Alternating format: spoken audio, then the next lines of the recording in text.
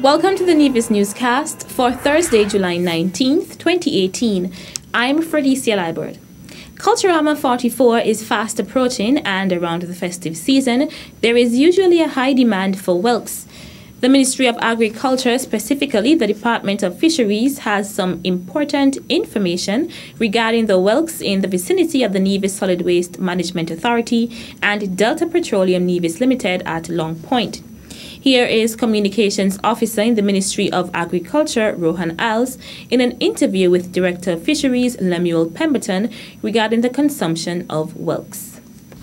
A number of whelks, and we had pictures of them, came up with their shells being deformed. And as a result, we have been investigating it. We hope to collect some specimens.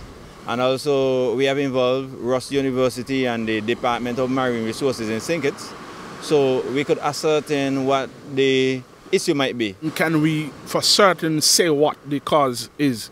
It has been harvested a lot on Nevis, and so one of the issues might be inbreeding. Inbreeding can cause deformities, so that can be an issue as well. So we are going to be collecting some of the whelks in this particular area. Ross University, as well as our counterparts, the Marine Department in St. Kitts, are going to be doing some investigation. As a matter of fact, we are supposed to be collecting some samples, some water samples as well from this area to be 100% certain as to what is the reason why the whelks in this particular area is looking the way they're looking. Yeah, definitely. We have an officer coming over this afternoon, and he will be bringing some of the containers in which we collect the water. Right now the conditions are not the best, you know, for snorkeling, but we'll see what we can do. And going forward, we hope to be able to make some kind of determination. Like I said, it's kind of difficult right now. What we'll have to determine as well is in terms of the migratory nature of the species. You know, they can't move fast, but they do move around. So even though they were found in this area, they may have come from somewhere else. Okay? Although it might take them a long time. You know, even soldier crabs walk, they could walk long distances, come down to the ocean. So that is one of the things we have to determine, as well as where, to use some more scientific terms, where the gametes or the zygotes might come from. That is like whatever would form the organism then, like the eggs and so on. Yeah, wherever they come from, we are not so sure. So we'll have to probably make a determination of that. So maybe we'll have to do some DNA sampling to see where the whelks come from and whether they are related to other whelks in the area around Nevis. But in the meantime, of course, we have to send an advisory. What advisory is being given by the Fisheries Department?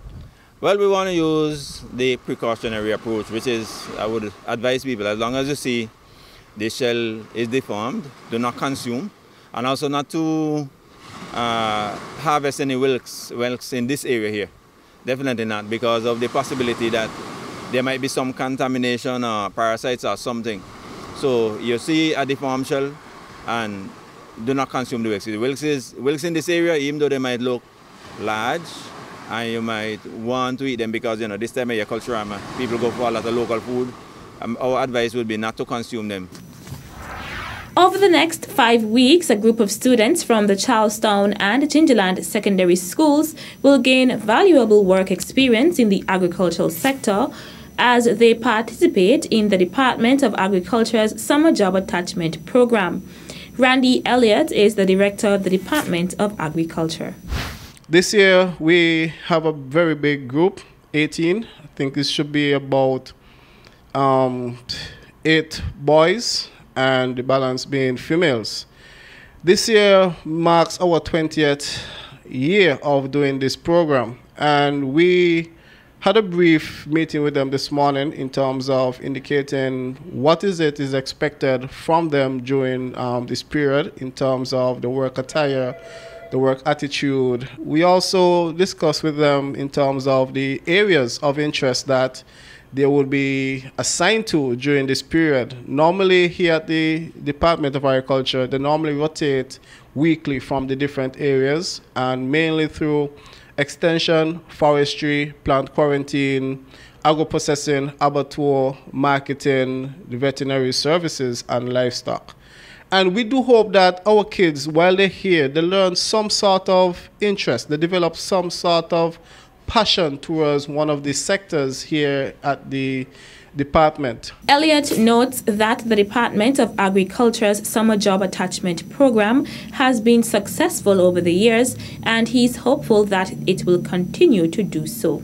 We have about 30% returning students, some of which would have indicated that the areas of interest that they would have experienced over the last years.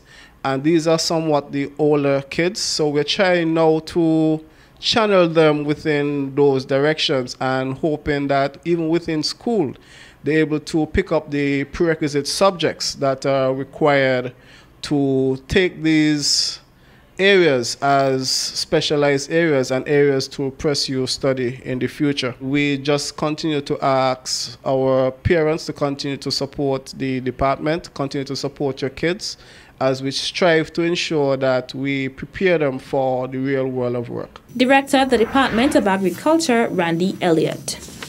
Leron Webb, a young man from Gingerland, Nevis, who is now a third-year student at Earth University in Costa Rica, continues to display his academic proficiency, recently receiving the Distinguished Student Award from the Dean's Office for his performance last year. Webb arrived in Costa Rica in 2015 as part of the Spanish program before starting classes with a strong determination to study agriculture and take back his knowledge to his home nation. He has received the special distinction for 2 consecutive years, and as a result of his achievements, not only for maintaining a grade point average of 8.5 or higher, but also for being an inspiration to other students. Webb's favorite classes so far have been soil management and animal production. Webb, along with all other third-year students, will begin a journey in August with their 15-week internship. The idea is that students receive real-world experience in something related to the field in which they are interested to evaluate and decide if it is the path they want to pursue. Webb says he is looking forward to traveling to Trinidad and Tobago for his internship with the Inter-American Institute for Cooperation on Agriculture, AICA, where he will be working in the area of animal production. Leron Webb, who is one of 3 students from St. Kitts and Nevis currently pursuing bachelor's degree at Earth University, is expected to graduate in December 2019. Still to come, inspection of the food booths will take place next week, Wednesday and Thursday. The details after this break.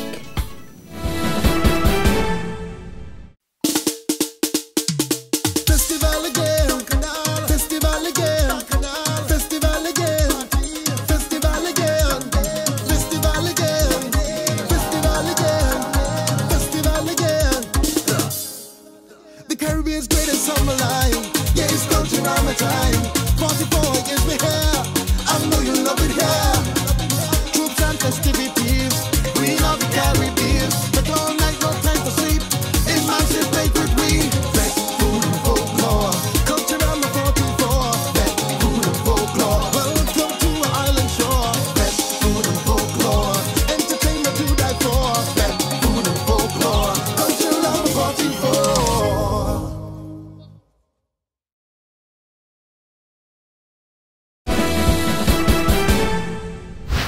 Welcome back. Renovation work at the Nevis Cultural Complex is just about complete. Executive Director of the Culturama Secretariat and Chairman of Culturama 44, Abonati Liebert, spoke to us about the completed work. The concessionary areas, the food booths, they have been completed for quite some time now.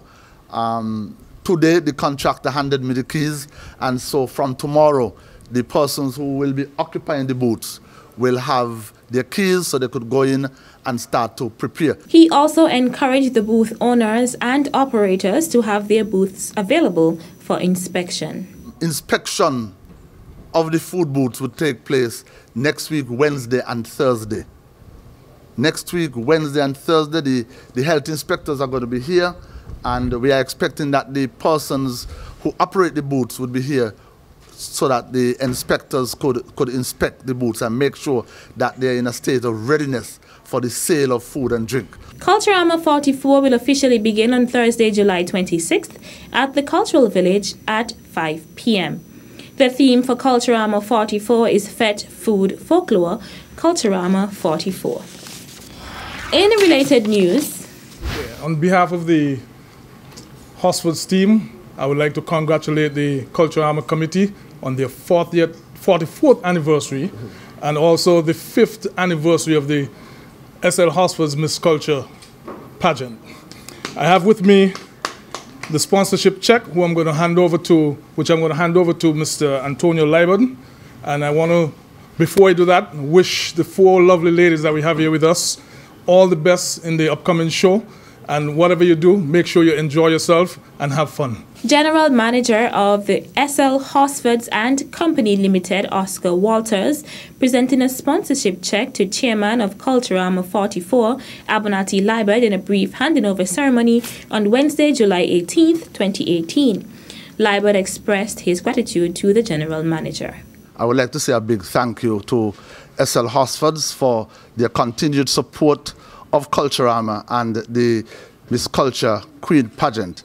Hosford would have come on board as title sponsors in 2014, and ever since then they have been contributing in a very big way to the Miss Culture Queen pageant and also to the Culturama Festival.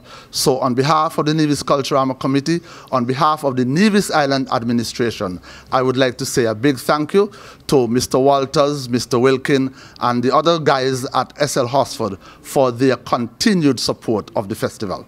Once again, a big thank you. In attendance were the contestants for the SL Hosfords and Company Limited sponsored Miss Culture pageant in the persons of contestant number 1, Adiola Masham, contestant number 2, Ariel Bergen, contestant number 3, Tiwana Cranston, and contestant number 4, Neela Jones, and manager of the SL Hosfords Building Center, Carlisle Pemberton, and Charmaine Howell of the Culturama Secretariat.